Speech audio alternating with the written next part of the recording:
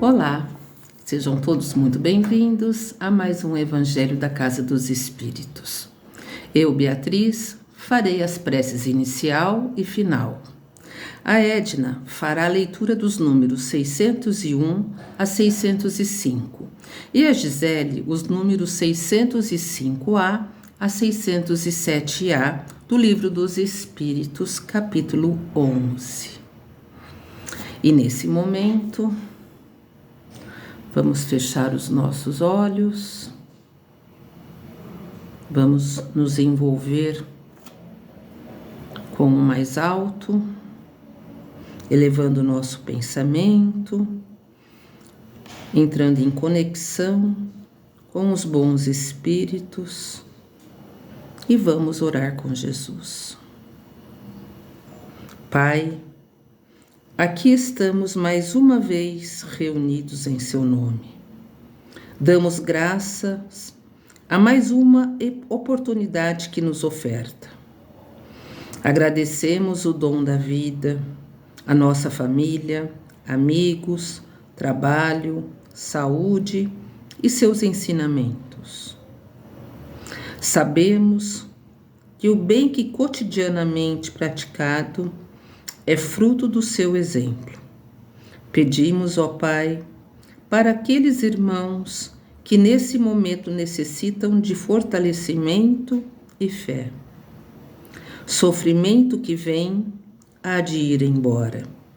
A alegria perene está na perfeita integração com Deus. Que assim seja. Olá, boa noite a todos. Dando prosseguimento após a nossa prece inicial do Evangelho de hoje, vamos seguir com o capítulo Os Três Reinos e eu vou ler as questões 601 a 605. Questão 601. Os animais seguem uma lei progressiva como os homens? Sim, e é por isso que nos mundos superiores, onde os homens são mais avançados, os animais o são também, tendo meios de comunicação mais desenvolvidos. Mas eles são sempre inferiores e submissos aos homens. São para ele servidores inteligentes. Não há nisso nada de extraordinário. Imaginemos nossos animais, os mais inteligentes, o cão, o elefante, o cavalo, como uma conformação apropriada aos trabalhos manuais. Não poderiam fazer sob a direção do homem? 602. Os animais progridem como o homem pelo fato de sua vontade ou pela força das coisas? Pela força das coisas. Por isso, para eles, não há expiação. 603. Nos mundos superiores, os animais conhecem a Deus? Não. O homem é um Deus para eles, como outrora os espíritos foram deuses para os homens. 604. Os animais, mesmo aperfeiçoados nos mundos superiores, sendo sempre inferiores ao homem, disso resultaria que Deus teria criado seres intelectuais perpetuamente votados à inferioridade, o que parece em desacordo com a unidade de vistas e de progresso que se distingue em todas as suas obras. Tudo se encadeia na natureza, por laços que não podeis ainda compreender. E as coisas, as mais díspares na aparência, têm pontos de contato, que o homem não chegará jamais a compreender no seu estado atual. Ele pode entrevê-los por um esforço de sua inteligência, mas será apenas quando a sua inteligência tiver adquirido todo o seu desenvolvimento e estiver isenta dos preconceitos do orgulho e da ignorância, que ele poderá ver claramente na obra de Deus. Até lá, suas ideias limitadas o fazem ver as coisas de um ponto de vista mesquinho e restrito. Sabei bem que Deus não pode se contradizer e que tudo na natureza se harmoniza por leis gerais que não se afastam jamais da sublime sabedoria do Criador. A inteligência é assim uma propriedade comum, um ponto de contato entre a alma dos animais e a do homem? Sim, mas os animais não têm senão a inteligência da vida material. No homem, a inteligência da vida moral. 605. Considerando-se todos os pontos de contato existentes entre o homem e os animais, não se poderia pensar que o homem possui duas almas, a alma animal e a alma espírita, e que, se não tivesse essa última, ele poderia viver como um animal? Em outras palavras, que o animal é um ser semelhante ao homem, menos a alma espírita? Não resultaria disso que os bons e os maus instintos do homem seriam efeitos da predominância de uma ou de duas almas? Não. O homem não tem duas almas, mas o corpo tem seus instintos, que são o resultado da sensação dos órgãos. Não há nele senão uma dupla natureza, a natureza animal e a natureza espiritual. Pelo seu corpo, ele participa da natureza dos animais e dos seus instintos. Por sua alma, ele participa da natureza dos espíritos. Assim, além de suas próprias imperfeições, das quais o espírito deve se despojar, tem ainda que lutar contra a influência da matéria? Sim. Quanto mais é ele inferior, mais os laços entre o espírito e a matéria são apertados. Não o vedes? Não, o homem não tem duas almas. A alma é sempre única em cada ser.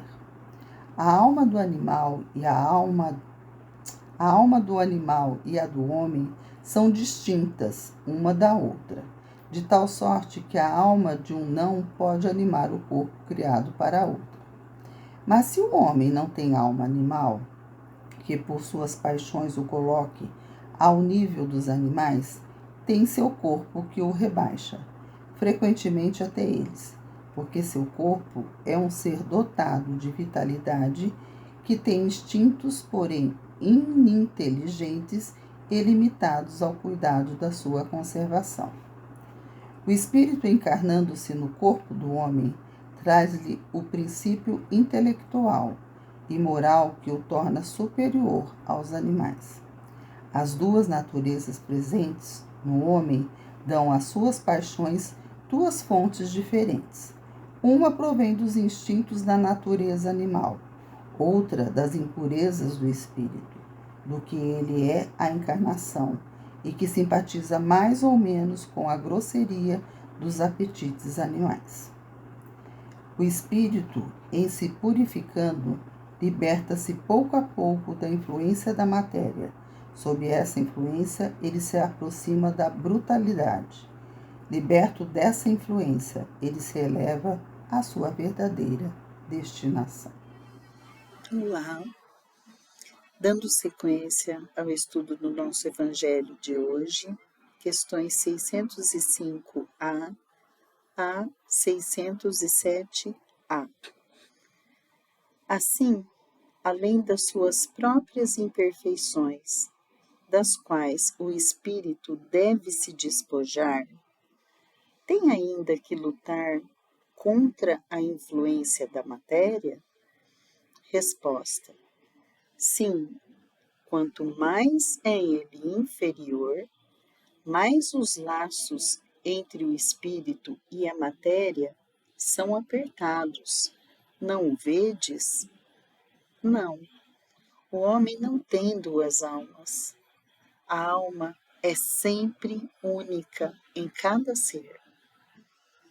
A alma do animal e a do homem são distintas uma da outra, de tal sorte que a alma de um não pode animar o corpo criado para a outra.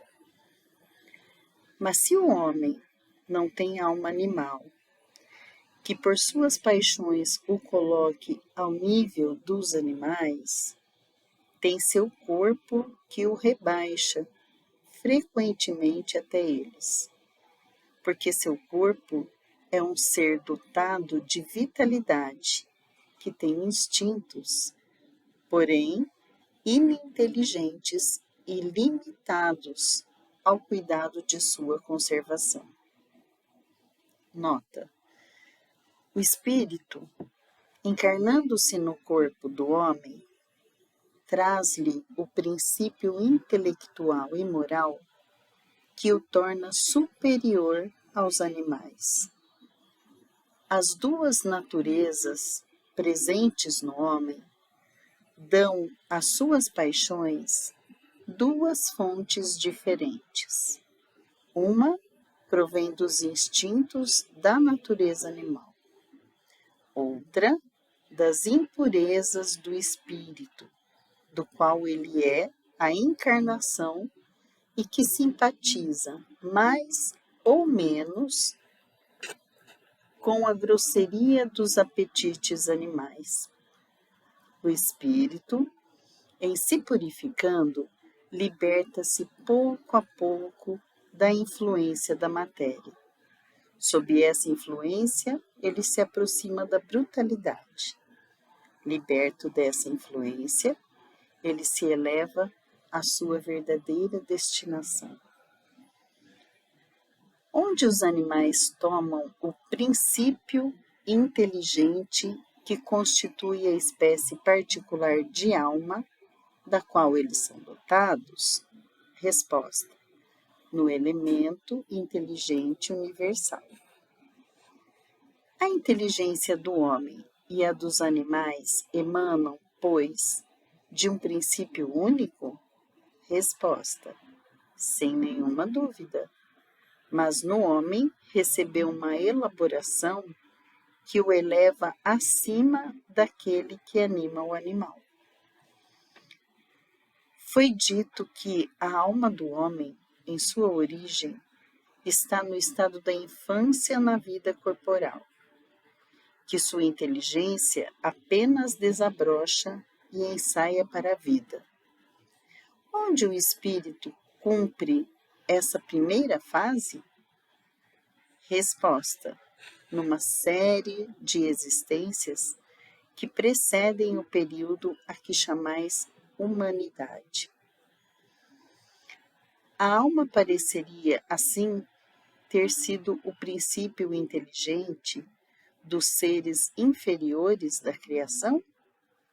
Resposta: não dissemos que tudo se encadeia na natureza e tende à unidade? É nesses seres que estáis longe de conhecer totalmente que o princípio inteligente se elabora, se individualiza pouco a pouco e ensaia para a vida, como dissemos.